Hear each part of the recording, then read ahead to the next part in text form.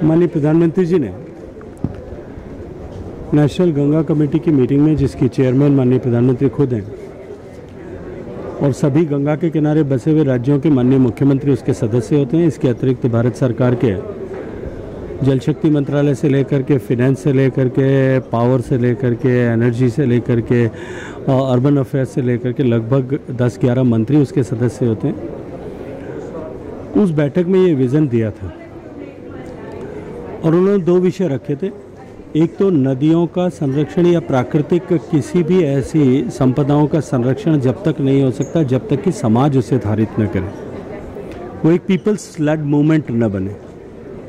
और दूसरा ये कि उन्होंने कहा था कि इस तरह से रिवर सिटी अलायंस बनना चाहिए ताकि वहाँ के लोग जो हैं, एक तो एक दूसरे की सफलताओं विफलताओं से भी लोग सीखें, एक दूसरे के अनुभवों से लोग सीखें,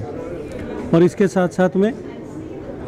उन देशों के, उन जिलों के, उन शहरों के लोगों में भी उस नदियों के प्रति उत्तरदायित्व का भाव ऐसा आए। उसी की श्रृंखला में आज ये river city alliance national mission for clean Ganga और NIUA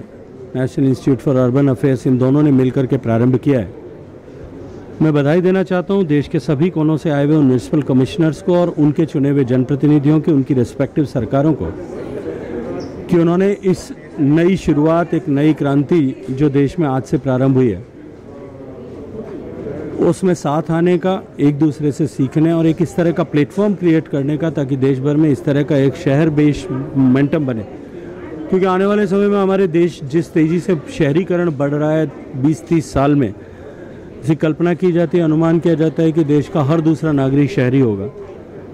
तब निश्चित ही जो आज जो शुरुआत हुई है, ये शुरुआत धीरे धीरे आगे बढ़ करके उन सब शहरों के लिए और शहरों के किनारे पे या जिन नदियों के किनारे पे शहर हैं उनके लिए एक नए युग की शुरुआत के रूप में काम करेंगे।